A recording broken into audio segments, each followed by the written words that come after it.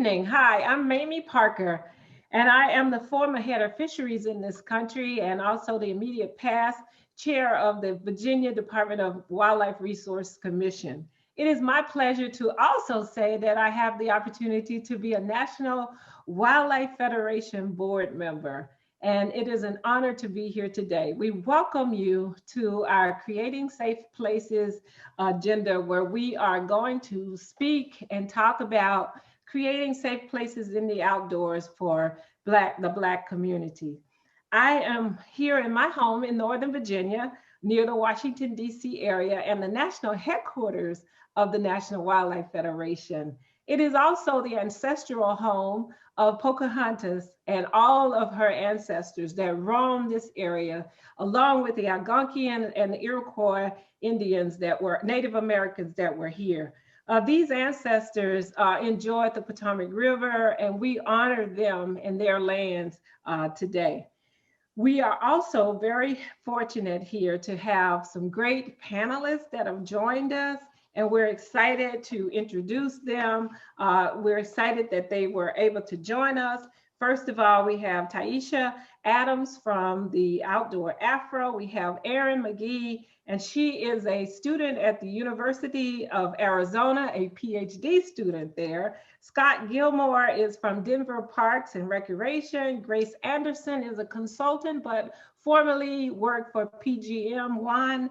And then finally, we have with us Michelle Race, and Michelle is with Black Girl Trekkin.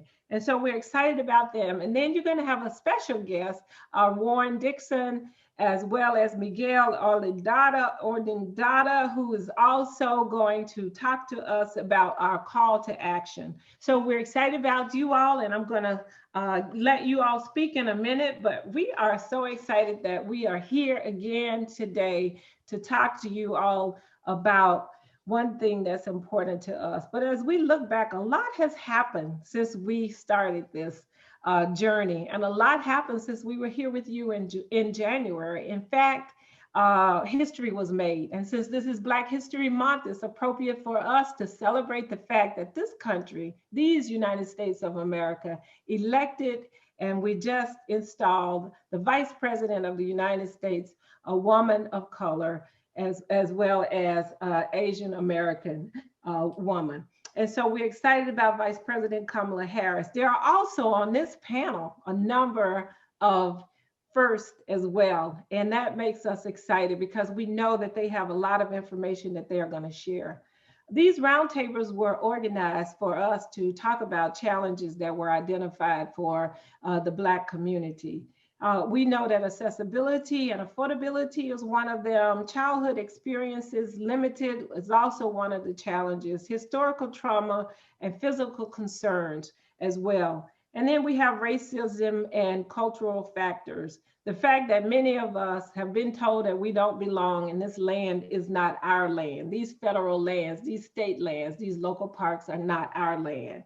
But we know that we have lots of individuals that are out there enjoying these lands. We know that we have a lot of them that are working in Washington, D.C. and throughout the United States that are there making sure policies and practices and working in various agencies to make it more accessible to the Black community. And you're going to hear from some of those. They are building bridges, they're building coalitions, they're sitting at the table making a difference. And speaking of sitting at the table, Shirley Chisholm said that we all need to have a seat at the table. She was running for president of the United States, first African-American woman in the 1970s. And she said, if we don't have a seat at the table, bring our own folding chairs. The women and men on this panel, they brought their folding chairs. They're ready to be at this table. And when they're there, they're going to make sure that we get some of the information that we need tonight, and hopefully that you can use tonight to make a difference. And speaking of the 1970s, I'm not taking you too far back, but part of this opportunity that I'm so proud of is the opportunity to introduce my co-moderator, Dianne Dillon-Ridgley. and I call her Lady DDR. And she's a former member of the board of director and will continue for the rest of her life to be a member of the board of director for the National Wildlife Federation. She is also has served as a board of directors for Interface Incorporated, Women's Network for Sustainability. Several years ago, she reached out to the Links Incorporated. They're one of our sponsors, Mary Phillip at the National Wildlife Federation, and encouraged the Links to join in the National Wildlife Federation in building gardens throughout this country and pollinator gardens. So 18,000 women in the Links Incorporated are now working closely with youth in STEM programs throughout the country, thanks to Dianne. And we're happy that not only is she building bridges, she's building gardens, and she's building awareness for environmental justice, stewardship, jobs, and advocacy. Dianne, welcome. Well, thank you so much. She stole all I was going to just say about having been on the National Wildlife Federation board in my second cycle, say in the 1970s. You know, I actually remember when Shirley Chisholm made that statement. She's always been someone who was very much, can I say she was a kick-ass woman? Is that okay? That's not too bad for me to say, I hope.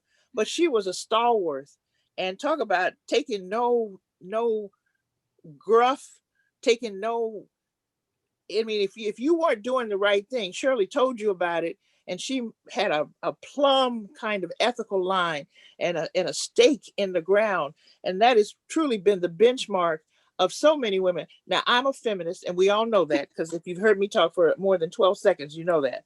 But we have so many wonderful women and men who have been part of this process. And one of the things that I am so appreciative of, because during the decade when I was on the board this last time, we really, NWF really stepped up to the plate to make all of its functioning and operating intrinsically understood to be embracing of all of the country, the future.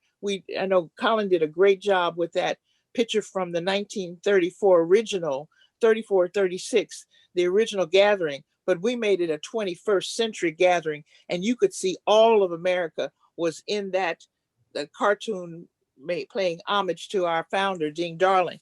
And Ding Darling was from Iowa, so this gives me a chance to plug the fact that I'm coming to you from about 11 inches of snow right out there in Iowa. Now, Dianne, you were also there when the first Earth Day celebration as well in the 19th. Well, I thought you were going to say I was there when the first something happened in 1934. I wasn't born yet, but and I will talk about it, but I did just want to say that I'm here in Iowa, and I'm on the ancestral lands of the Sacs and Fox tribe, with also Chief Black Hawk, and I happen to be about 25 or about 55 miles from the Mississippi River, and in the Mississippi River watershed. And so all of these factors come together, and that's one of the things I've always appreciated and loved about NWF, is that we've understood that this country, these lands are fundamental to our democracy, and they belong to all of us. Now, I did go to Howard University, as I think Earyn did as well. We got to get up, plug in for our bison. I was the campus representative for the first Earth Day, organizing on our campus at Howard University. And I think one of maybe the most important thing to say about that, people haven't understood that people of color and Black people and Latinos and Native American, we have always been present. It's just the people who were writing, not even the history, but maybe the news headlines, didn't always appreciate that. And one of the things that we've been doing in this last decade is really making sure that we write RIGHT, the history, as we read WRITE, write the history and the story of this country and how we deal with natural resources. And so here we are, as you said, the second day of February, Black History Month. And many of you know why it was named that after February. I'm not going to go into a long history lesson on that, but it's one of these times, it's not so much about bringing up in a way of separating out, but actually lifting up to integrate in to the entire story of this country, of who we are. And I think, Mamie, you are going to introduce our fearless leader, my favorite NWF executive director. And I think we Yeah. want to Thank throw you. it to him to say something. Thank you so much, Diane. I'm happy you're here with us to inspire us. And speaking of inspiration, we are excited about the entire board of the National Wildlife Federation under the leadership of our chairman, Bill Houston, and also many of our board members, including John Robbins, who's helped us a lot on this program here.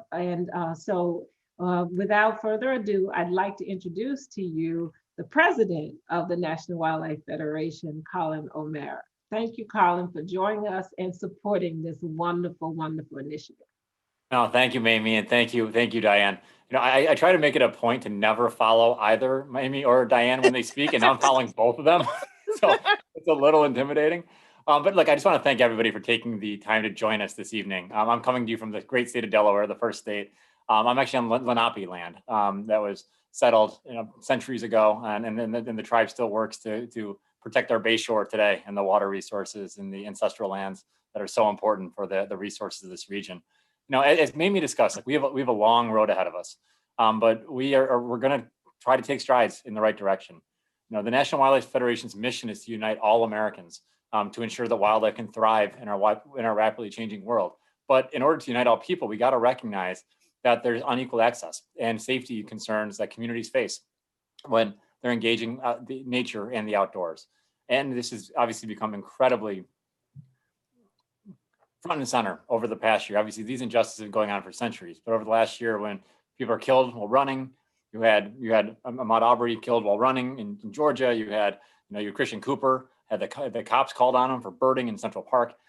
These are amazing leaders that we should be celebrating and not making it harder for folks to enjoy the outdoors. And so we want to make sure that we're part of the solution to take action to address these inhibitors to ensuring equity and ensuring that justice prevails. So in order to accomplish this, organizations must convene and center the voices of those impacted communities and to be able to chart a path forward. Several of the participants you're going to hear from today, the challenge that Black people face in the outdoors are not new. And it's going to take every single one of us to commit to taking action to address these compounded issues and these systems of oppression and white supremacy that have dominated some of these spaces and places. So whether that means reclaiming narratives, whether that means increasing representation, doing policy advocacy, and hopefully not just being allies, but co-conspiring on good policy, and partnering with phenomenal organizations like Outdoor Afro, Black AF and STEM, Black Girls Trekkin, other nonprofit organizations, corporate entities. We already talked about the links, just great federal, state agencies, members in Congress, the new administration. Everyone has a role to play in increasing safety and access and collaboration with Black communities. So I am honored and humbled to be in this space and be invited in to listen and learn in order to obtain a deeper understanding of the challenges and the opportunities. I'm also just incredibly grateful for the leaders of Black trailblazers like Mamie Parker and Dianne Dillon-Ridgley. And Dianne, I got a little surprise for you. I think you know this is coming, but one of the things that we've been talking about for a long time is doing a better job bringing more young people into the organization. And in partnership with a whole bunch of board members and a whole bunch of just folks that realize that we have an opportunity to do better, making sure that our board and our institution really does bring in great young talent, particularly women of color, Black women of color, into leadership positions. We're actually gonna be announcing a fellowship right now, the Dianne Dillon-Ridgley Fellowship, which is gonna be a paid opportunity for a student or recent graduate of Agnes Scott College to spend a year working with the National Wildlife Federation's board of directors. They're gonna learn all about board governance, about the organization, and hopefully this become a great pathway for great careers in conservation for talented folks. So let's give Dianne a quick round of applause for this amazing honor. But Dianne, this fellowship, we were so excited about, so thank you for helping make it happen. Thank you so much. Wow, what an honor, Dianne. Now you gotta let me say something. Yes, I was about to ask you if you wanted to respond. Well, I don't know if response is, obviously I'm humbled and I'm honored. I have to think about both my grandmothers, one who finished Tuskegee, and she finished Tuskegee in 1919, and my other grandmother went to Fisk. I have to give homage to them because they started teaching me when I was 2, 3, knee high to grass. I have one grandmother planted a tree when I was born.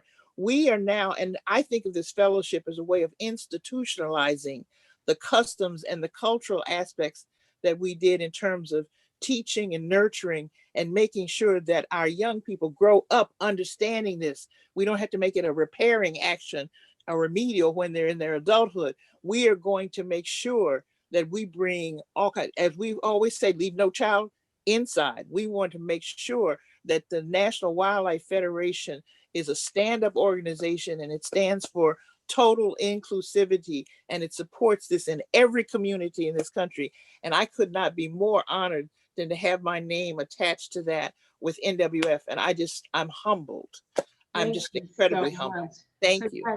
Congratulations. And Mamie, and I mean, I'd like to thank the entire board of directors. I mean, you got a few great members on this call today. We got, John Robbins and Miguel Orellana, Bill Houston, Fred Cowell, Bruce Wallace, Stevie Parsons, Mike Bartlett. I'd also like to thank we have a dream team of staff that's been working on this, and I'll kind of channel my inner Mustafa right now. So Mustafa Santiago Ali, Rebecca Villegas, Julia Genti, Zach Evans, Cassandra Richardson, Julian Bullock, Dave Chadwick, Steve Bender, Simone Lightfoot, just an absolute dream team helping put these programs together under your and John's leadership. And we have a lot of work ahead of us, and in racial equity. But rest assured, these roundtables are just the start of our ongoing initiatives. We want to bring substantive and meaningful change to outdoor spaces. We want to be an ally and a partner in these efforts, and we want to work hand in hand with all of our partners. So I look forward to hearing from our experts as we engage in these important discussions. And again, just thank you to all the listeners and all the folks viewing this. This is incredibly important work, and we are here 100%. Mamie? Thank you so much, Colin. And you did mention our long-term thoughts a little bit, but we have had 3 roundtables already. We're moving toward our national town hall meeting coming up in the spring, and then a congressional hearing, so they can learn about what we're doing and how important it is to have practices and policies, and that our conservation work will be looking at through an equity lens as well. Also, National Wildlife Federation programs, they will be looking internally on ways in which they can integrate educational materials. And then perhaps we're looking at annual roundtables to focus on elevating these experiences, not just for the Black community, but for the Black and Brown community. So this is just the pilot, it's just the start, but we're also going to look at the Latinx communities as well as our other people of color as well. So we're so grateful to be able to do this.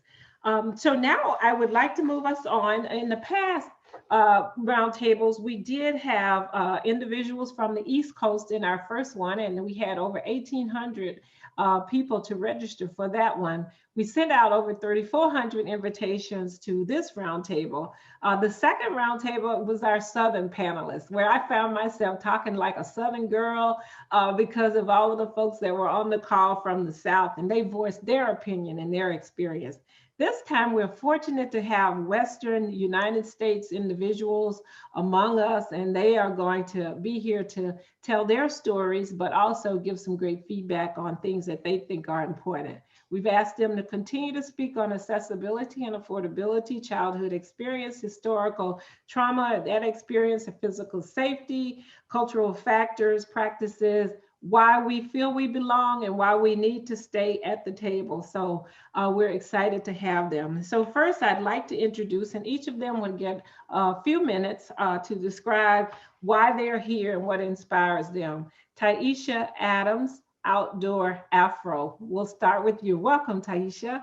Wonderful. Thank you so much for allowing us to be here today on this very important day. It's actually National Freedom Day, February 1st, proclaimed by past president to honor the signing of the executive order, right, that ended slavery. So I think this conversation is very timely.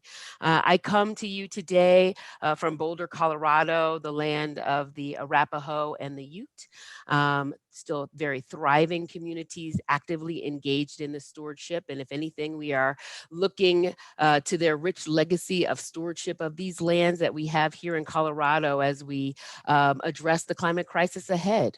I am a Outdoor Afro participant, Outdoor Afro volunteer leader in Colorado, and now the policy director for Outdoor Afro, hyper-focused on connecting Black people to the outdoors. And for us, that not only includes access, but it also includes meaningful participation, representation, and from the rooter to the tutor. Mamie, that was in honor of the Southerns panel that we had earlier. Alas, for those who are not from the South, that means from the beginning to the end, right? Representation at every stage. And for this purposes of this conversation and for Outdoor Afro, we're talking specifically about Black Americans and those in the Black African diaspora. But we also talk about quality experiences. Oftentimes I hear, well, you've got access to a park 10 minutes away. I did too. It was filled with dirt for many, many years. I didn't step foot on it until it was renovated. So again, quality without access. That's another issue that we love to explore at Outdoor Afro. But I'm also here to talk from my policy-making perspective and the work that I do at Colorado Parks and Wildlife. I am a governor appointee. Governor Polis, Jared Polis, appointed me to serve as a commissioner, as the first Black woman to serve as a commissioner for Colorado Parks and Wildlife, where we manage both our state parks as well as wildlife, all of the wildlife that comes in and out of Colorado. So very excited for the conversation that we're having today and look forward. Again, as Colin and others have mentioned, we've had conversations and we'll continue to have conversations because we understand the role that conversation has. But I also think of Biden's comments around it's time for action. Right. And so I'm hoping for an action-oriented conversation today where we're not centering the pain body. Right. How many more lynchings do we need to see in order to know that we're not safe? Right. How many more? How many? Right. So I'm excited for a conversation that honors those that have come before us, honors the challenges that we've experienced for ourselves, but also brings a light, forges a light ahead, shines that light so brightly so that when these distractions and other things that can often come to take us off our path, we've got a strong North Star. Thank you. Great. Thank you so much, and welcome again. Next, we'll move on to Earyn McGee, University of Arizona, a PhD student that's about to graduate. Earyn, welcome. Thank you so much. So yes, I'm Earyn McGee. Many of you may know me as Afro Herper on Twitter and Instagram. I run the popular science communication game called #FindThatLizard. And for me, I'm really excited about this because a lot of my field research involves being outside, for many weeks at a time. And there are often instances where I have to worry about my safety outside of something, like my non-Black counterparts who might worry about getting bit by a rattlesnake or running into like a javelina or something. I have to worry about other people. And I've been super getting into this space and into science communication because throughout my time in academia, I am often, one of few or the only Black or brown person in a space, and often the only Black woman in a space. And so a lot of my work centers around trying to bring more Black people, more brown people into natural resources, into the outdoors, whether it's for recreation or professionally. But we have to be real with them about the different barriers that they may face and how coming into these things may make them unsafe. So that way that when they do decide to participate, they can be prepared. Thank you. Thank you so much, Earyn, and welcome. And next we have Scott Gilmore, Denver Parks and Rec. Welcome, Scott. Hello, Mamie. How are you doing? And, thank you guys very much for having me participate in this. This is pretty exciting discussion. So my name is Scott Gilmore. I am the Deputy Executive Director of Denver Parks and Recreation. Have a long history of working in the outdoors. Grew up in the middle of Denver and really had no one that really took me to the outdoors. I went to the neighborhood park and that was about it. But I eventually, a gentleman with the U.S. Fish and Wildlife actually looked at me and said, "Hey, Scott, you love being outdoors. Why don't you be a biologist? There are no people of color in this field." And so I actually, as a light-skinned Black man, I had some privileges that I have to acknowledge. But I ended up attended CSU, got my degree in wildlife biology, and I worked for the Colorado Parks and Wildlife for about 20 years teaching kids how to fish. And what an amazing opportunity to connect kids of color. That's why I was hired, to actually take kids from the urban core fishing. And I'll tell you what, there's no better way of actually connecting kids to the outdoors than putting a rod in their hand and getting them outdoors and just enjoying nature. And so I was blessed to be able to do that. And then with my wife, who's Hispanic, Stacy, we actually saw that there was no programming out there 25 years ago that was taking kids anywhere, that were connecting them with nature. There was no role models out there for those kids to really say they see themselves. So we started a nonprofit called Environmental Learning for Kids, or ELK, and it's celebrating its 25th year this year, and hugely successful of getting kids outdoors, camping, fishing, hunting. They do it all. And they're actually in the midst of right now building an education center in the community I grew up in, community of color, to teach kids about the outdoors. A $3 million building on a 5-acre park.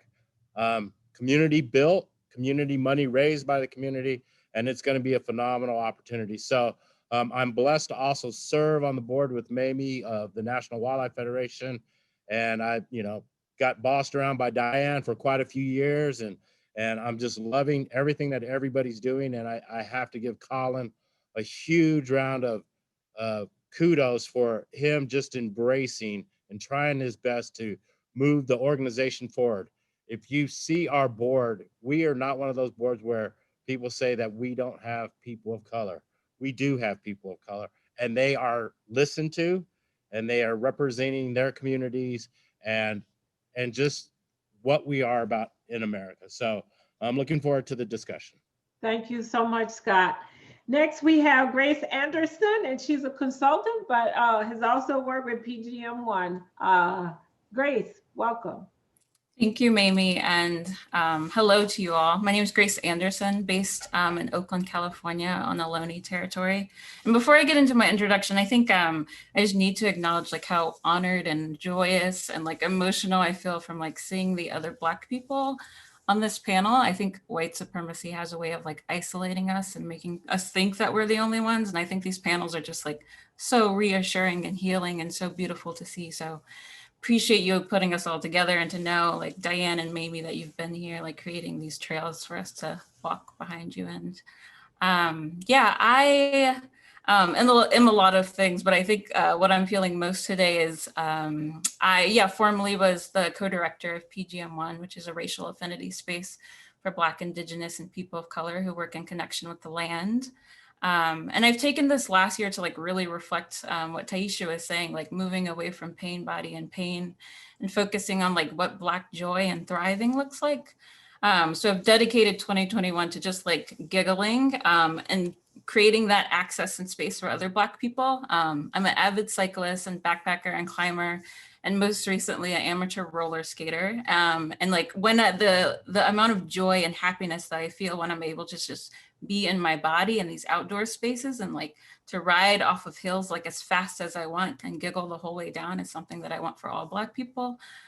So really working to center that, and doing that in a few ways, continuing to be outside myself, encouraging other Black folks to be outside, and also finding where the money is, because I think there's been a lot of conversations around diversity, equity, and justice for many, many years. And if last year taught us nothing, it's money needs to start moving behind people, and supporting the brilliance and thoughts and ideas of Black people.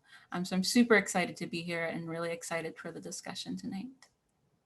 Thank you so much and welcome. And we all will continue to giggle as we build a community here. Yes, and so last but not least, we have Michelle Race. And Michelle, welcome. Thank you so much, Mamie. I'm so excited to be here and a part of this panel, and I'm feeling very similar to the way that Grace is feeling. It's so easy to feel isolated in this work, and so being able to be a part of this panel with people that I admire and have wanted to reach out to and am inspired by. Is just, I feel my heart is very full right now. So I just want to also acknowledge that, Grace. But I want to introduce myself. My name is Michelle. I'm here talking to you from Los Angeles, which is the ancestral lands of the Tongva people. So I want to acknowledge their ancestors, but also the present Tongva that are still on this land, that are caring for the land. I am the co-founder of Black Girls Trekkin, which is an outdoor recreation group based here in Los Angeles for women of color, specifically Black women, and created with the purpose of increasing representation and inclusion of Black women in the outdoors. I also have a background in marine biology and a master's in biology with an emphasis in environmental conservation. And a little bit about my background and how I got into this space and into the outdoors is that I think, like most children, I just had a natural curiosity about the outdoors and about nature. I was a really shy and introverted kid. I remain a shy and introverted person. And so I took refuge and still take refuge in being in the outdoors. But because I grew up in the middle of LA, in the middle of a city, if I wanted to experience the outdoors outside of my own neighborhood, then a lot of those experiences happened through my school. And my school was predominantly white. My parents put me in that school because they thought that it was the best chance for my education, especially with my interests. And so that was kind of my first foray through moving through predominantly white spaces. And so when I was learning to do things like camp and hike and bike and all of those things, spending days at the beaches, it was in predominantly white spaces. And that continued through university, continued through my graduate work, and continued through my most recent work at a predominantly white institution, or at least in spaces where I was the only Black person in the room frequently. And I think that one thing that I like to mention is that I think people can acknowledge that when they see one Black person in a room, they know that there is an issue there. But they don't always know what that issue is because there's not overt racism happening in front of their eyes. And one thing that I like to bring up is that even in those spaces, there's a lot of othering that happens. And so it's a lot of questions about my hair, questions about my skin, questions all the way up until my, university work about why my palms are different colors than the rest of my hands. And whether or not I could wash off like the dark lines that are there, just questions about me and like curiosities around me that is just so othering, and just brings up this sense that like you are different and you don't belong in those spaces. And so for me, that all really reached a head in my university work when I was getting my degree in marine biology, when I graduated and kind of realized I was the only Black person graduating with that degree. And I kind of just decided like enough is enough. I can't continue to have these kinds of experiences. I know that there are other Black people that are doing this kind of work that have similar interests. And is there anything that I can do about it? And it happened at the same time that one of my very close high school friends, Tiffany Tharp, the other co-founder of Black Girls Trekkin, was having similar experiences, getting outdoors and realizing there weren't people that looked like her. And we're both really shy and introverted, but we said, this is enough is enough. We're doing something about it. What can we do here in LA? And so 3 years ago, we started Black Girls Trekkin, and it's kind of grown from there. It's just a community-based organization created by Black women for Black women to get outdoors. And so, yeah, that's me in a nutshell. Thank you so much, and welcome, Michelle, to the community here. So, Dianne, we have a few questions to ask our panelists. You want to start with the first one? Well, I do, and I want to I actually picking up on both Michelle and Grace's comments about pain and moving forward. I will tell you, NWF really started about 3.5 years ago, Women in Conservation. And when we had this first national meeting, and in fact, that's how we met, when you were a keynote speaker there. When we brought together women from all over, we heard the same thing. There was a young woman from Wisconsin who was the only one in her office, in her district, in the county, in the southern half of the whole state of Wisconsin. And she said, I knew there had to be someone else out there. So, this process we're doing it around, you know, African Americans and people of the diaspora here.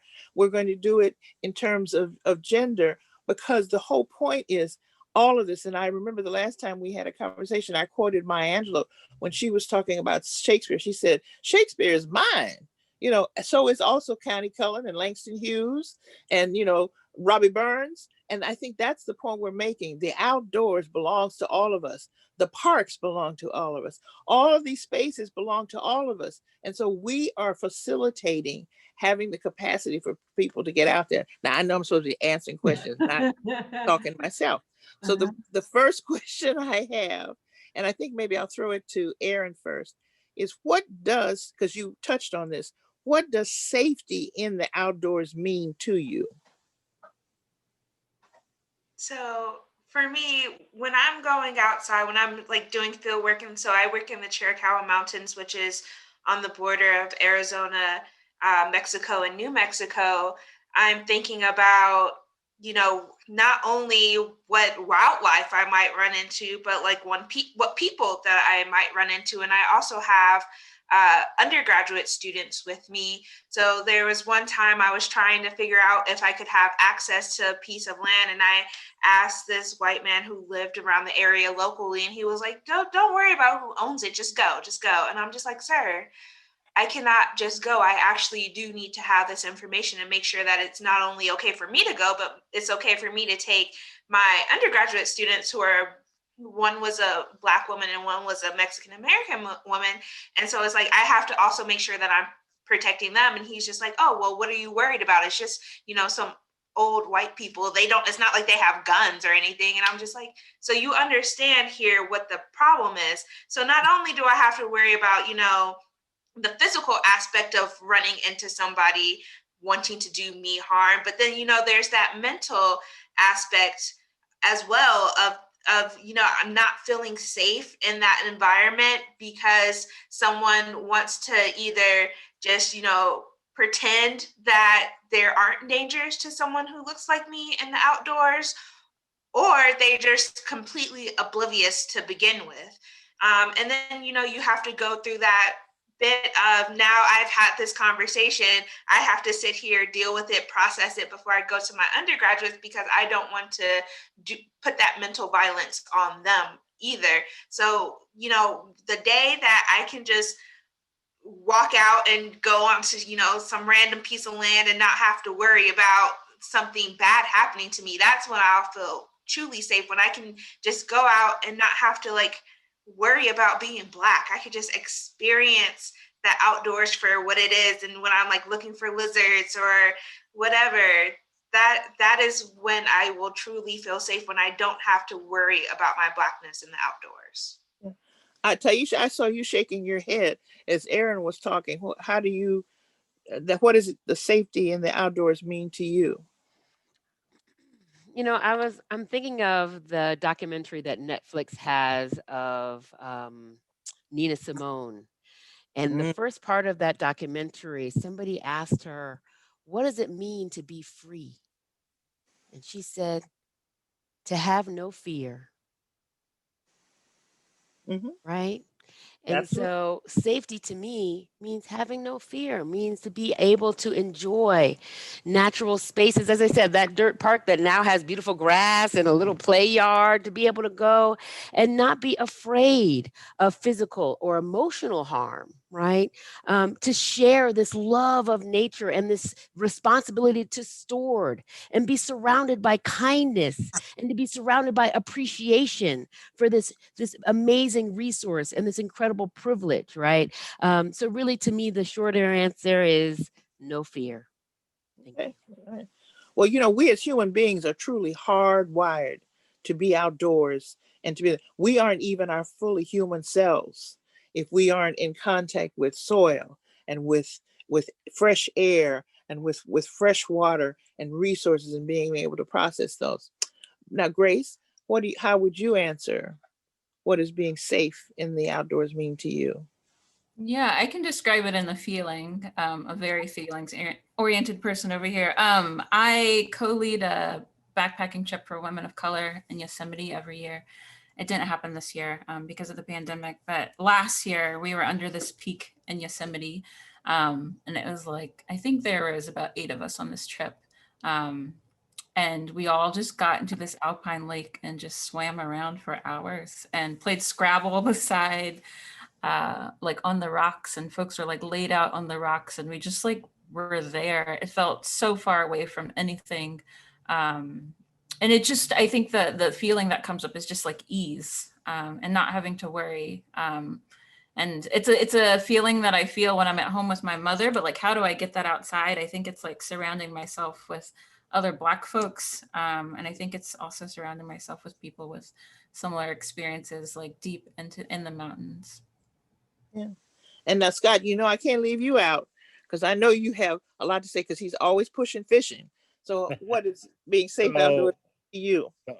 I'm one of those people that, I've dealt with a lot of stories of situations where it was scary, to be honest. It's just, this country was built on 400 years of racism. Our Black people were brought here as slaves. We had Jim Crow laws, we have redlining, we have all these things that have set this country up to make sure that Black people don't feel safe anywhere. And so I want us to all feel that, yes, we want to create safe spaces for Black people, but it's going to be a long, hard road for us to do that too. We have to come together as groups and to really work with each other. Through my work, what I've done is just tried to create organizations and spaces like ELK, where we bring kids together, kids of color, where they see each other, and then they have people that are taking them camping and fishing that look like them. And so they feel safe. But when we do that, there's times where, like when we went to a small town in Southwest Colorado, and we take 30 kids into a Pizza Hut, and they look at us when we walk through the door and say, "We're out of dough." Really? You're out of dough? You're a Pizza Hut and you done ran out of dough. Those are those things where you have to look at the kids and say, okay, let's go. We're going to go down to another place and give them our money, because our money's green. And that's what it's about. And so, but you also have to have that real discussion with those children about what happened and why that Pizza Hut ran out of dough. And so there's always going to be those stories. But even in college, when I was at CSU, I was one of the only Black people in the natural resource school. What we did, because we did not feel safe, we did not feel welcome a lot of times, we actually started a chapter of manners, minorities in agricultural, natural resources, and related sciences. And so we created that safe space for ourselves. And so that's what you have to do. You have to create those spaces for yourself. Well, part of what you're talking about and part of what we're trying to do at NWF is be supportive of normalizing these experiences for our children, because part of it is also, we don't, just like you were saying, you can't just do this and take them somewhere else and not have that conversation with the young people, because that gets internalized. And I think that's part of what Grace was talking about. And Michelle, how do you define feeling safe in a space? Especially since, I mean, trekking is in the very name, your group is going to be outside. Yeah, we go everywhere. But I did want to build a little bit off of what Scott was saying, that this idea that we feel unsafe is not unfounded, that it's built into the world that we live in. And so I just want to acknowledge that for anyone that feels like, why would a Black person feel unsafe? That's an untrue statement. It is literally built into the structure of what we do. And so I just want to confirm for anyone that it is unsafe, or it can be. And for me, this is a hard one to answer because, I live in LA. Lots of people will sometimes say like, oh, I don't know why you need that kind of group in Los Angeles, or why you're having these kinds of conversations in a place that is so diverse. And my experience is not so much that like I fear violence actively when I walk outside my door, but it is a feeling of not feeling welcome, because if you're hiking or doing things in a city, lots of the trails I go to start in neighborhoods, which means if I want to do something early in the morning or catch a sunset hike at night, then I'm in those neighborhoods in the early mornings or at night when there normally wouldn't be a Black person there. And so for me, safety is kind of what Earyn was saying, the idea that like I could show up there and not have to worry about those things, not think about what time is it, what kind of clothes am I wearing, who am I with, am I going to be confronted? Safety for me would be just waking up and going without having to think about any of those things. Well, this is the end of this question, and I'm going to throw it back to Mamie. But just because I may not get a chance to do it, and I'm not sure if everybody can see it, but a friend of mine from over 20 years who's on the NWF board, who has been such a stand-up guy and such a stalwart ally in this whole process, John Robbins. I don't know if folks can see his picture, but you at least need to know his name, because John has been such an incredible partner and supporter of this entire initiative. And that's part of what we're talking. We're going to need allies and partners all across the spectrum of our membership, and people to understand if it's not necessarily just about you, but if it isn't about all of us being able to normalize being outside, being able to, as Michelle said, that's mental baggage that you don't need to have to take for your outdoor experience. And that's what I think Taishya and Grace and Scott, we've all been talking about. And so I just want to throw out an amen and a thank you, brother, to John, because he's been great with us. So back to you, Mamie. Thank you so much, Dianne. This is a good time for me to ask this question, because we do hear, and I think that Michelle hit on it, where people say, I don't believe that these things are still happening. But they are. And it says, you have the urban parks, and now you want to take over our parks in the West and other places. And, so I want to hear about how do you, as leaders yourselves and your organizations, federal agencies, state, local, or whatever, how do you address this challenge where people of color and Blacks do not feel they belong in the outdoors, or some of the challenges they have? What are the policies, procedures, practices? What are we doing in terms of outreach to make them feel more comfortable? And that's I'll start with you, Scott. So, as you know, I've mentioned, I worked for Colorado Parks and Wildlife for close to 20 years, connecting kids and families to the outdoors through fishing. Pretty exciting thing. It was a great job. But to be honest, I was only the second Black biologist they had ever hired in their history. They were 120 years old. Now think about that. That is crazy. And so anytime I offered a suggestion or I went to a meeting, that means I represented people of color, everybody. I was blessed to actually be asked by the mayor of Denver, Michael B. Hancock, to come work for him and actually manage the Parks Department. And boy, it took me 24 hours to say yes, because I got the chance to move to a big city, 700,000 people, 2 million people plus in the region, a lot of people of color. And I've been able to make policy and practices that are definitely impacting communities of color. We have redone tons of parks. Taishya hit this right on the head. What good does it do to have a park in your neighborhood if it's all dirt and you can never go to it? So what we have done is when we got here, my boss is actually a Black woman. My counterpart in recreation is a Hispanic male, and I'm Black and Japanese. And we have really taken the equity lens to our city. We look and see where there's not quality parks. We look and see where there's not amenities. We look and see where there's not recreation centers. And we are doing something about it. We have an equity map that lays out the city and shows us clear and simple, this is where we need to do our work. And what we've done is baked it into the pie. That's what I like to say. We have baked it into the pie. We have put all this information, the equity lens, in our master plan for our department that's going to carry us for the next 20 years. Equity is the top priority. What do we do to make sure that all people have the resources and the pleasures of having a beautiful park in their neighborhood? Because if you can't teach kids to love the park in their neighborhood, how are we going to teach them to love a national park? Okay, thank you for that. We're going to build up on that. I'll move on to Taishya. talk to us about some examples of where your organization or other organizations can enhance the experience for Black people in terms of accessibility and enjoying these outdoors.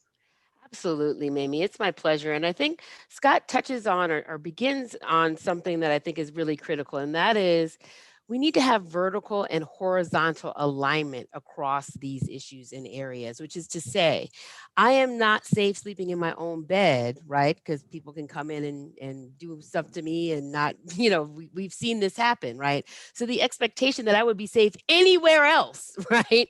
It doesn't stand.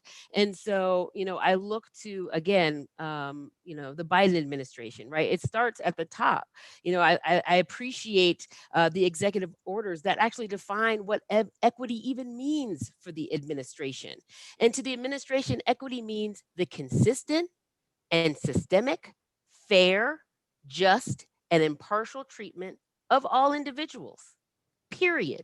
Then it goes on to talk about the specific disinvested or underserved communities or different types of peoples, different types of identities. But the bottom line is fair, just, and impartial treatment of all beings, right? And so to have that at the top, I think is a very anchoring piece. But then at the state level, we have Governor Jared Polis here in Colorado, who has made diversity, equity, and inclusion a priority and has issued his own executive orders that speaks directly to the need for anti-discrimination policies, equity in hiring, compensation, and retention, ensuring not only training. Training is nice. I love a good training. I love a good conversation. I love a good roundtable, right? But how are we holding folks accountable to the words that we have heard these conversations? And honestly, I was going to save this to the end as one of my resources, but I take an annual read of Narrative of a Slave by Frederick Douglass. And if you please, it's very small. Do it annually because I'm reminded of how long we have had these conversations, right? How long we have had these policy conversations as well as the custom conversations, right? But what we're lacking is accountability and transparency. So in Governor Polis's executive order, it talks not only about this training stuff, but it talks about reporting. How are we sharing across all the agencies in Colorado? Like I just found out that only 8% of our vendors are not white. 8% are not white. Obviously, that's going to have an impact, right, on people's feeling of belonging, right? And many of you've talked about the importance of and the power of seeing somebody who looks like you, right? And it also talks and then of course, there's the federal, there's the state, and then how does this play out at our local level? And I think too of our Department of Natural Resources, which is really working to tell a more inclusive story about our history here in Colorado. One thing I often tell my Auntie Sandra, hi Auntie Sandra, she lives in Atlanta. She always wonders, why are you out here in Colorado? There's no Black people out here. And I have to remind her, Auntie, our ancestors, some of whom were enslaved, not all of our ancestors were enslaved either. Some of our ancestors, that work, that unpaid labor, that was used to buy the land, buy this land, this Western expansion, right? So I have a responsibility to my ancestors to steward this land that they purchased but never got to step foot on, right? So again, to see, so I just encourage everyone to know that one policy or one statement, that's not enough. You need to see how does it look across and between agencies. All right. Thank you so much, Taishya. Oh, you're getting us so excited about this and some action. And that's where we want to be, moving toward action, overcoming fears. So I want to see this. I haven't heard from Earyn for a while. And Earyn, any thoughts on organizations, whether they're federal, state, or even universities or others that can do more to make people feel more safe and enjoy the outdoors? Yeah, so I'll tackle the university bit of that question as, a current PhD student at the University of Arizona. And I find that one of the biggest things that universities can do when sending, Black and brown people out into the field is just recognize the potential dangers that we face because we're Black, you know. A lot of the times these universities have, you know, these classes that you can take for field safety and whatnot, and they don't really get into the nitty gritty of going into like the different marginalized experiences or identities that people have and how that affects being out in the field. They kind of like gloss over it and they're just like, yeah, we did it. We said something about it, but it's not really in depth. It's not really tailored to the students. And that's because, and part of the problem is because they don't have a whole lot of Black and brown students and students from marginalized backgrounds. A lot of these classrooms are majority white. And so they don't think about, you know, tailoring parts of these classes and stuff for people who look like me. And so, you know, I end up having to sit down and come up with my own safety protocols and think of, okay, so I'm going out, I have my undergraduate students with me. How am I going to make sure at all times that I am safe? And then I end up, you know, sharing that out with my students or, you know, incoming Black and brown graduate students when they're trying to figure out their safety protocols. And that's how we share information. But universities and really any organization that is sending Black folks outside can just start by acknowledging that there is an issue and maybe they don't have the best resources to address those issues. Wow, thank you so much. Okay, anything to add, Grace or Michelle, on this particular question? And then I'll pass it back to Dianne so she can ask the next question. Anything to add? I'll just add and uplift what Taishya said about like making our work more expansive and moving bigger than the environmental space. I think there's this like narrative that like we're magically all on the same playing field when we enter like a park or some green space. And I think like dismissing that narrative. Yeah, I think if we can see how our laws and structures interact in a way that keep Black people out of a lot of green spaces, I think our work would be deeper and more impactful. Like nature isn't a cure for systemic racism and oppression. And I think our laws and policies like outside of like environmental policy, like thinking about like living wages for people, like housing laws, segregation that still exists in the United States, thinking about mass incarceration and like how those all intersect to further keep us unsafe in these environments. Good. Yeah, and I would, thanks, Mamie. I would just want to quickly say, I think, you know, I'm a little bit biased, but I think there's something to be said about the importance of having community-based groups like mine, like Outdoor Afro, like so many groups that are specific to the Black community. Because one of the biggest criticisms we get is that our group is exclusionary or that we're sowing divisions where there are none. But kind of going back to what Dianne said at the top of this, in regards to Black History Month, that it's not about separating out, it's about lifting up and integrating into. And so, you know, the thing that we're doing is keeping each other safe by being together. And so I just want to say how important it is to have these kinds of groups to kind of move the work forward. Yeah. You know, Mamie, you said really, you know, this panel should get an A+ because we have actually just answered all of the different segments of the next question. We've addressed them because it was to look at the Doris Duke Scholars Program, the intersections with public health, homegrown organizations, funding organizations, how we amplify the executive orders. I mean, we really did just go through that whole question. So I think maybe you could add a little bit of time for your free flow. I bit my jaw. I keep, you know how when you do that, you keep doing it again.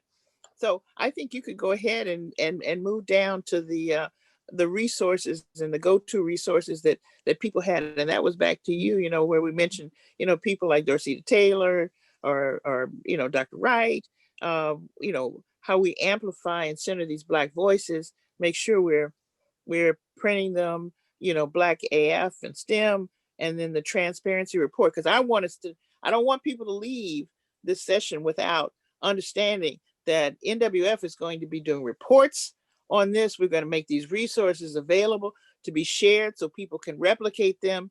And I also want to remind people that you remind them that the audience can submit their resources and their ideas via the survey that's going to be found in the YouTube description for this program. So just know that this is not a one and done by any stretch of the imagination. This is part of a long-term commitment. So maybe you can, you can move on to that next section. Sure, sure. So again, use your chat box and give us your thoughts and ideas.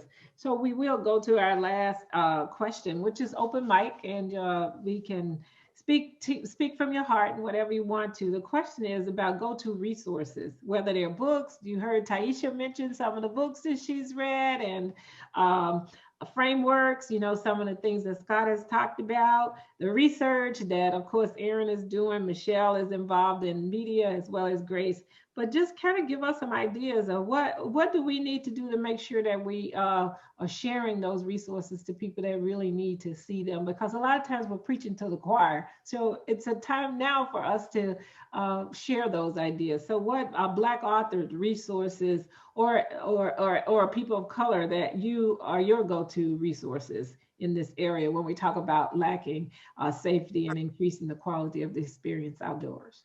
Right.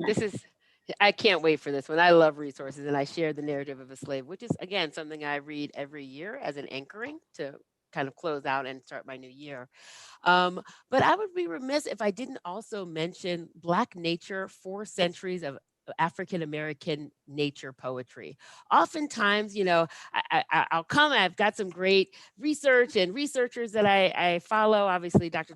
Dorsetta Taylor being one of them, but there's other ways of learning. There's other ways of knowing and acquiring knowledge. So I wanted to offer the invitation of this incredible work of 4 centuries of poetry. It really not only just reminds us that, again, we are a part of a continuum that we have always been in as it relates to our relationship with nature. So that's been a wonderful reminder to me. I mentioned Dr. Dorsetta Taylor's work. Many of you may have seen the latest Green 2.0 transparency report that just came out. And that primarily looks at nonprofits, but I invite you to go back to Dr. Taylor's 2014 State of Diversity Environmental Organizations, because it not only looks at the nonprofit, but it also looks at the foundation and governmental agencies. And I'm actually hoping, I'm sure somebody's going to update that 2014, because it's nice to know about the nonprofit, but I think it's even more important, right, to know about the entire ecosystem of who's making decisions about our natural resources. And again, there's a lot of other, I guess I'm offering these types of resources to say, I'm getting a lot of requests both on the Outdoor Afro side and on the Colorado Parks and Wildlife side on where do we begin? How do I make this more inclusive? How do I make it more welcoming for Black people? You are in luck. There are decades of resources, frameworks, people, right, who have been doing this work. So please don't start reinventing the wheel. Let's learn from those who came before us. But as I said, I'm really excited to hear more from my other panelists, and I will leave you with my absolute favorite. It's not actually a great book to read, but the knowledge is so rich, and that's The Undercurrents of Power, the Aquatic Culture of the African Diaspora. That's from somebody who loves water, grew up in water, and my whole life told Black people don't swim. And then to read this book that clearly outlines not only our role, but leadership around everything aquatic. Again, we have been lied to, and it is our responsibility to not only reconcile that history, but also to speak our truths and share it. Thank you so much. All right. Anybody else? Well, she mentioned Dorsetta Taylor. I just want to mention that Dr. Bryant, was the one who really probably was the first to set that template down. And it was really critical when it came to making the case in the early days of the EP, because I was an intern at EPA in 1972. I know that sounds like a million years ago, and EPA was literally only 18 months old. I worked in Ruckelshaus House 1 office, and Bunyan Bryant's work was the seminal in terms of I can't wait. And Dr. Dorsetta Taylor used his template in terms of doing it. And there it is. Yeah. And my grandmother's faculty advisor was George Washington Carver at Tuskegee in 1919. So as you were saying, as we've all been saying, this stuff has been here. but it has been ignored, covered up, messed up, maligned. And so part of our responsibility in these generations is to bring it up, lift it up, bring it out, and make sure it's there, and so that the truth be known. Yeah. I All right. can hear an amen somewhere in there. Yes. So Scott, Amen. Amen. Scott, you had something you wanted to add, and then Yes. I'm gonna popcorn over to Michelle, Grace, or Erin. We want to hear So from you. real quick, I just wanted to say, I'm not a person that, when I read a book, it's like almost a fantasy book. So I'm not reading a lot of, books based on reality, to be honest. But I'm a person of action. So I like to get out there and just make things happen.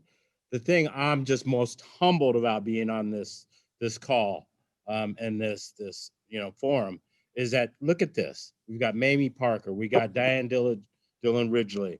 We got Taishya, Erin, Grace, Michelle. We got 6 strong Black women on this call that all are just icons in the outdoors, in the natural world, and the things that they're doing.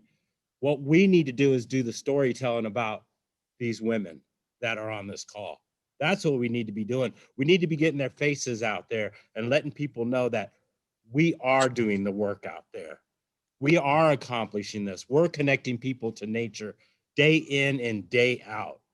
And so I am just honored to be on a call with you guys. And I just wanted to recognize that because I just feel like I'm pretty humbled right now being on this call with you guys. So thank you for allowing me that. Great. Erin? Yeah, so I was just going to start off by saying that I love Dr. Carolyn Finney's book, Black Faces, White Spaces. I think that it's pretty short. It's only it's less than 300 pages, I believe. And for anyone who is looking just to, get their feet wet and understanding where we started and how we got where we are, that's a great book. But also, like Taishya said, there's multiple ways of, getting information in multiple mediums.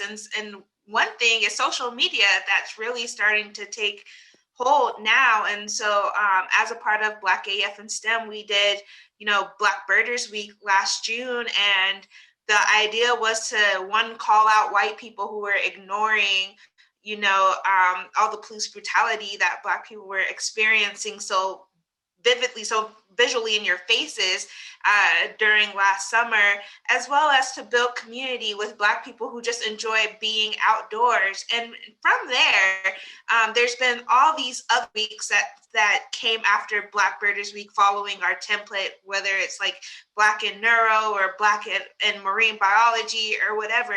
And with those hashtags, you can click the hashtag and you can't be like, oh, well, I can't hire a Black mammologist because I don't know of any. No.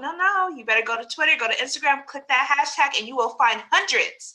There are somebody said it earlier, I think it might have been Grace, that white supremacy makes it feel like we're individual. And so it doesn't just isolate us from each other, but it makes non-Black people think that there's not a whole lot of us, when in fact, we are documenting it right now for as long as Twitter and Instagram live on the internet, that there are a bunch of, Black herpetologists, Black birders, Black large carnivore biologists, whoever, who are doing this work, and they are ready to be hired and paid what they deserve to be paid.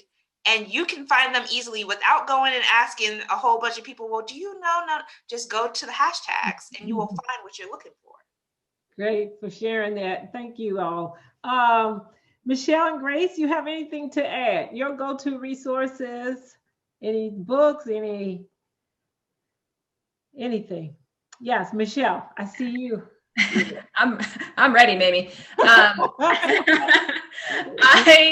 I'm so thankful again to this panel. I think that there are so many good resources. Taishya is a wealth of knowledge in this, and so I'm so happy that you shared so many specific resources. And I think there were a lot of resources to just go back to from these 3 panels. I think reading Chris Schell's work, reading Dr. Harrison's work, going and seeing what Karina Newsom is up to. I think those are all great places to start, because like Scott said, we're in these panels, we're here, and all of the people that are on these panels have something powerful to say. And one thing I think that I feel passionately about and want to make clear is that all of these resources are going to be amazing because they're from Black people about our experiences and about how to be better.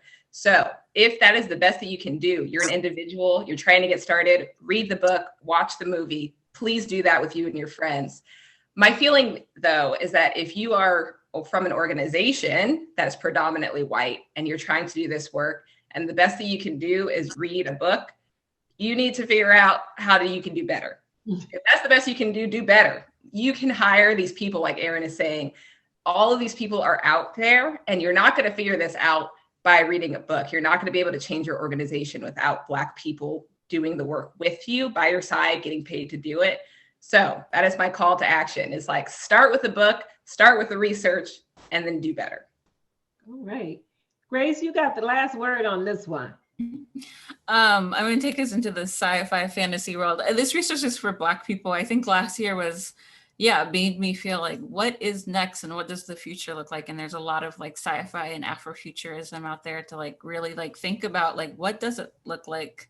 Like Black people are definitely in the future. And so I recommend N.K. Jemisin, Octavia's Brood, Children of the Blood and Bone I read last year. And it's just like, really like imagining ourselves in the future has been really grounding for me.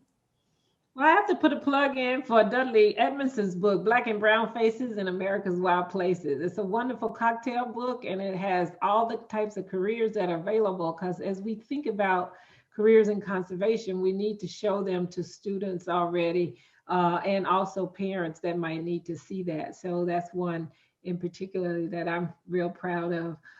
We have open time now for, before we move into our last session where we're going to have a call to action. So any other questions, comments from the panel? Anything that you feel we need to make sure we've covered? Open mic. I'll say something.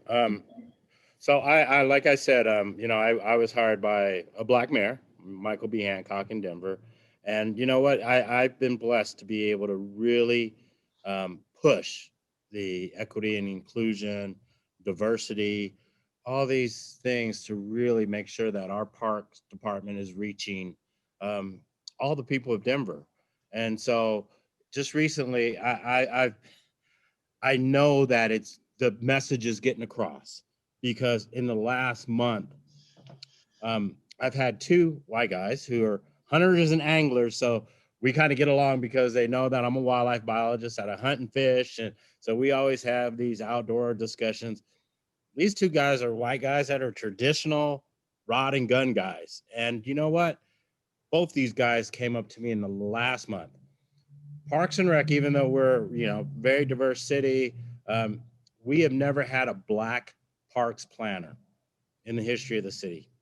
And so that means we have never had a Black person actually design parks for Black people. And so there's a disconnect there. I actually had this guy come up to me and say, Scott, I have this Black parks planner. She's phenomenal. She is building some parks for a private developer we're working with, and we should hire her. And lo and behold, because I am the boss and do have some flexibility, I've been able to make some adjustments and actually create a position to hire this planner and to bring the first Black parks planner on in the city and county of Denver. Those are things that I've been blessed with because I can make those decisions because I am in a power position, a position of power. So when we are in these roles, we do need to take that seriously and understand that we need to move things forward. And sometimes saying no to something or not doing something is way easier than saying yes. When you have to say yes to something, it's so much harder to do the work, but it's so much worth it. So good. All right. Others, as we close, last words. Yeah, I did. One thing I wanted to bring up, and I'm thinking of the TV show Insecure and Issa Rae, and she has a comment. Oftentimes she'll say, "I'm rooting for everyone Black." And so with that, I invite you to support your Black legislators, Black policy makers. I'm the only Black person on that board. It is lonely. Please, please, please, we need that support. It is and the Black staff that you see in our agencies, whether it be the city, the state, or the federal, they are struggling. We are all struggling, right? And just so letting them know that you see them. If there's public comment, doing the public comment, right? We just need your voice. Every day we have an opportunity to support another. Right. And so just looking for meaningful ways, just like we see in nature, right? The whole system is designed to support one another. Water doesn't exist for itself to drink, right? Water exists for others to drink. So I just want us to know, I invite you to be more actively involved. Rue likes to say, Rue Mapp, the founder of Outdoor Afro, that change happens at the speed of relationships. And so at Outdoor Afro, we are encouraged to meet and know our land managers, to our park managers, our, anybody who's making a decision about our natural resources. We are encouraged to get to know, because they're all humans. We're all humans having a human experience, right? And so I just wanted to remind folks of the day-to-day opportunities that they have to support each other, or we have to support each other. Thank you.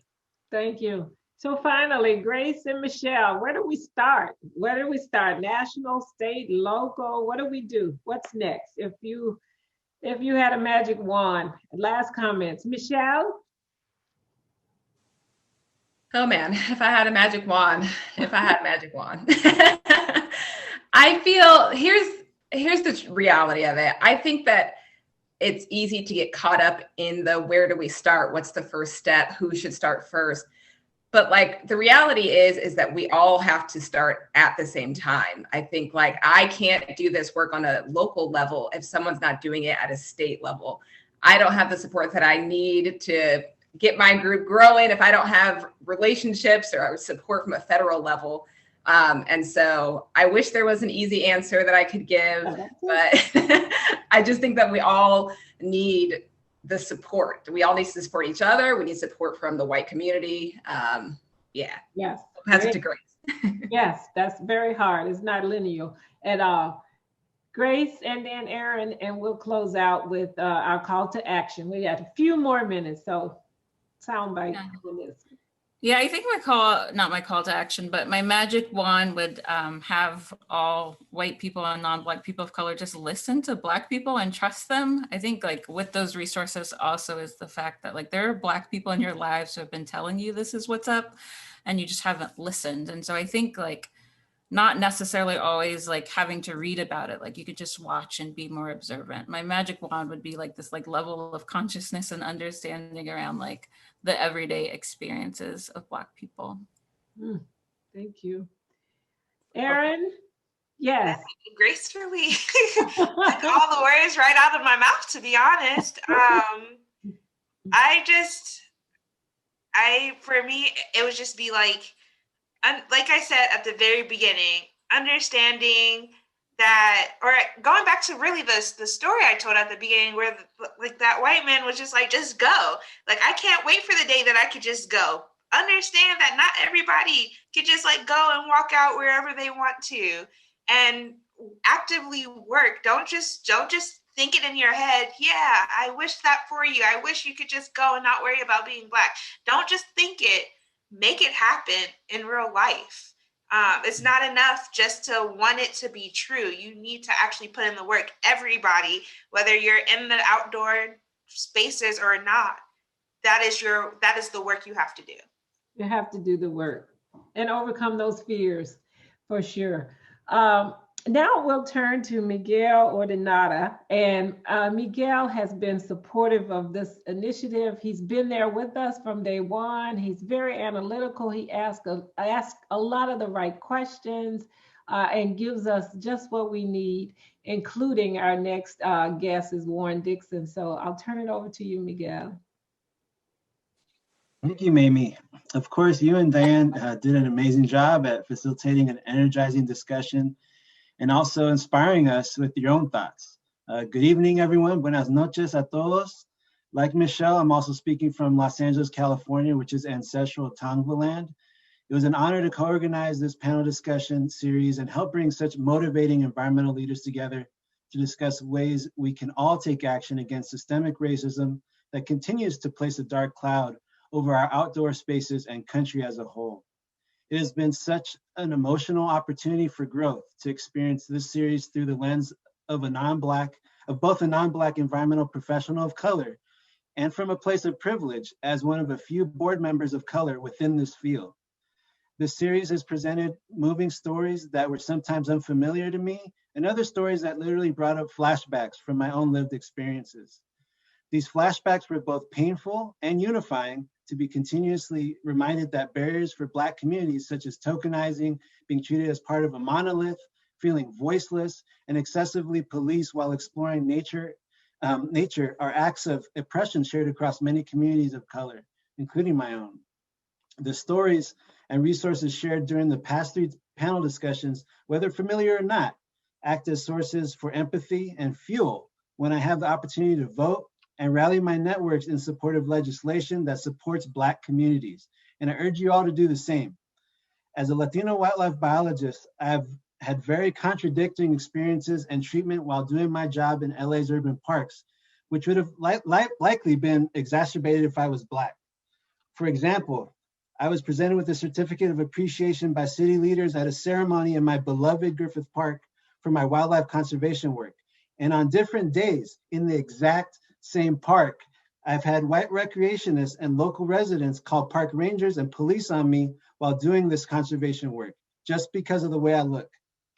Conservation and social justice don't just intersect occasionally, but they are embedded within each other. I challenge all of you to stop categorizing anti-racist initiatives as political or beyond the scope of conservation work, because by doing so, you're risking the future of conservation and security for wildlife, our children, and our planet.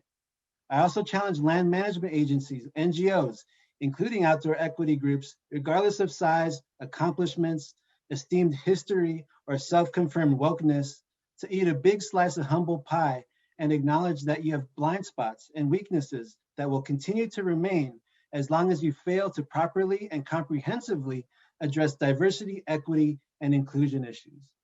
Therefore, I ask all of you in positions of power, especially white-led organizations, to not only seek the input of Black communities during or after you roll out your new initiatives, but also increase representation of Black communities at the executive and board levels in a way that improves internal culture and safety.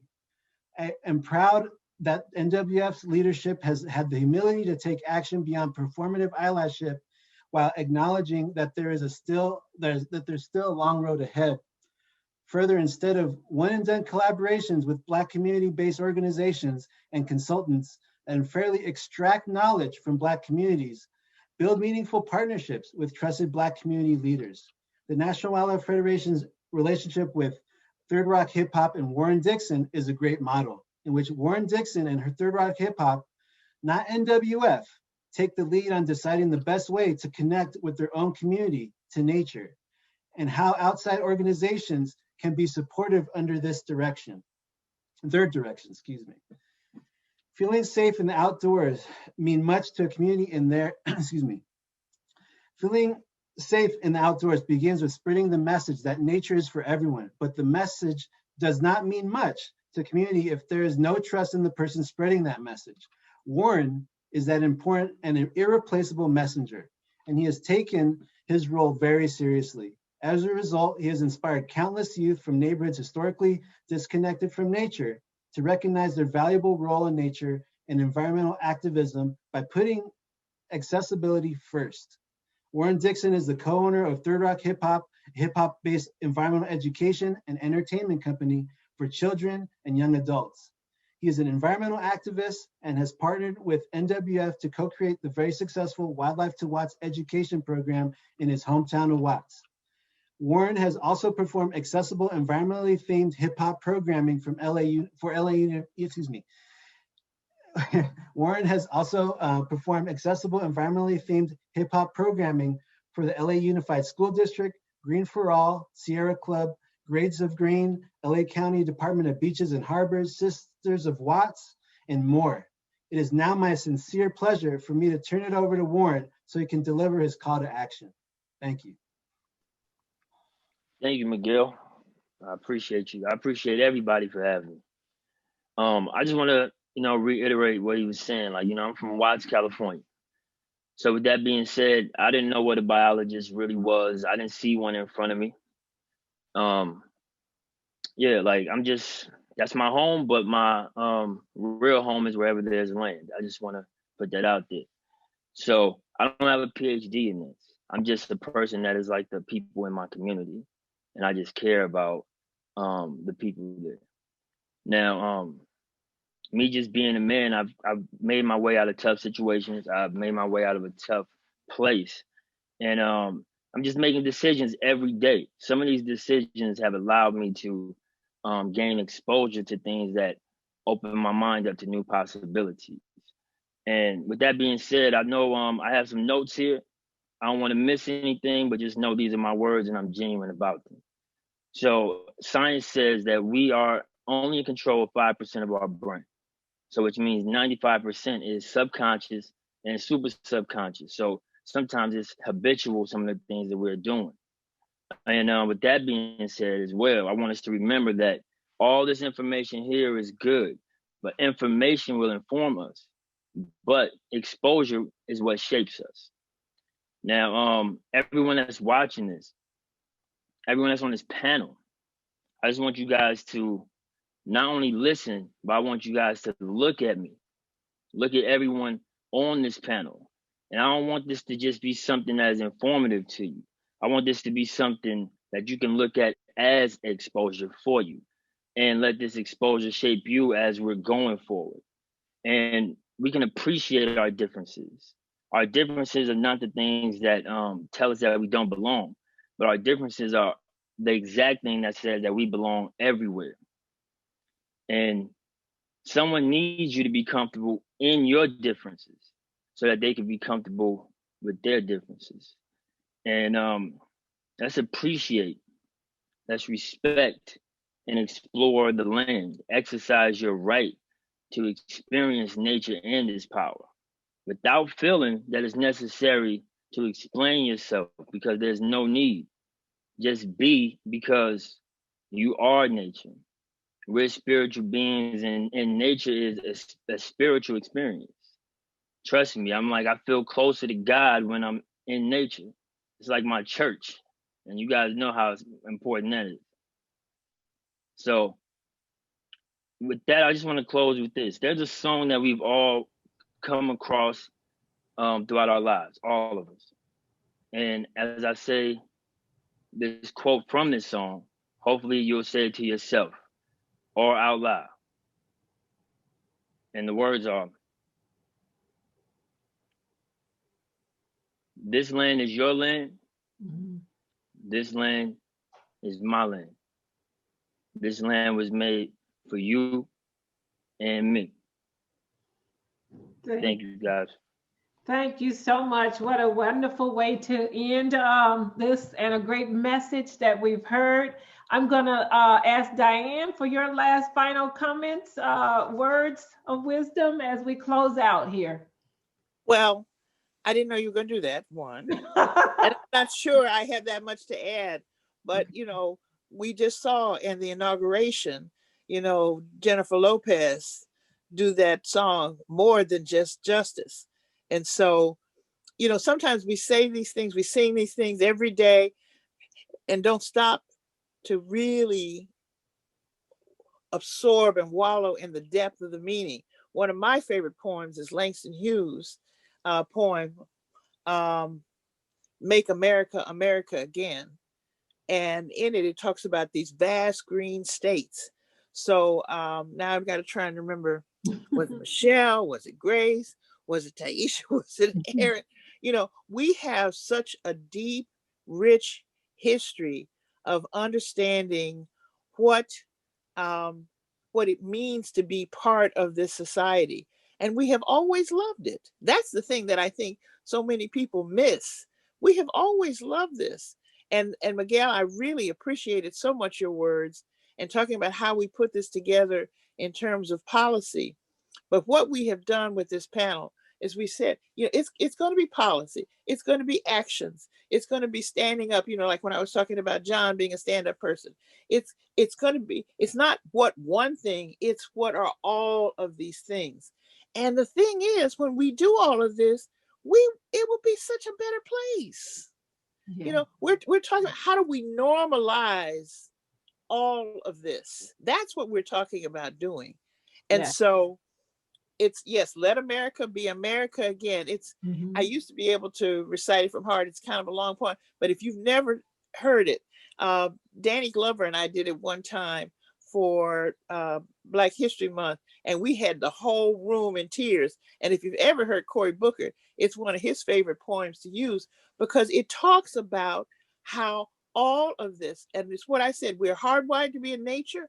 If you really think about it, the fundamental embracing of democracy is how we understand. We never could have had this country we have if it hadn't been for the rivers and tributary systems. And I am tired. Okay, this is one of my quotes. For 30 years, I've been saying we did a really, really effective job of politicizing the environment. And that's too bad, because what we should have done was environmentalize politics. We made environment a political issue. And what we should have done is help people to see, when you despoil your home, when you don't take care of your habitat, when you don't nourish and appreciate your rivers and your tributaries and your sky and the birds and the critters and the flora and the fauna, you don't spoil your home. You don't have a place to live. We don't have another one. There may some point be another one out there, but right now this is the one we have. And so organizations like NWF and like our local and regional organizations, our institutions like Scott has been talking about, with the the mayor's office and the local offices, all of this, it's going to take all of this, and it's going to take all of us. And that is truly what democracy is all about. Democracy being democratic, small d. Thank you so much. And I want to thank Mamie, because Mamie has been fabulous with all three of these. She's done a fabulous job of monitoring it. The one group that was part of the sponsors that I don't think anybody mentioned is Patagonia, which is for years been an amazing partner. They don't need to put the name and plaster everything over everything, but they've understood not only do they have good products, but they also understand how important it is to nurture and to support all of this. And so I'm thrilled to be included in this panel. I think of you all as almost kind of like my children. I only had two, but I go along collecting children all over the place. And I think we are truly a one big National Wildlife Federation family, because we're one American family. And if we embrace that and hold on to that, we would just do okay. And then we don't have to worry about the unification. We will be unified, and we will take care of our home. Thank you so much, Auntie Dianne. We appreciate you and all that you've done. What a wonderful co-moderator. To the panelists, you've been just fantastic. And what I say is, we didn't come this far to come this far. So I know that we'll see you all, the next generation that's out there leading us and taking us to the next step. So we appreciate you. Again, you mentioned our partners, and they're so important to us: Patagonia, Outdoor Afro, as well as Black AF in STEM, as well as the Links Incorporated. We thank you for your support. And then finally, we thank the National Wildlife Federation for this wonderful opportunity to share our thoughts on this subject. Look forward, audience, for our next session, which will be our national town hall meeting. And we look forward to seeing you all there. As I close, I'm reminded of a statement that's important to me. It says, "I am at my best when I feel good in your presence." And that's how I felt today with this panel. That's how we're all hoping to feel when we are in the outdoors. So thank you for your time and attention. Good night, everybody.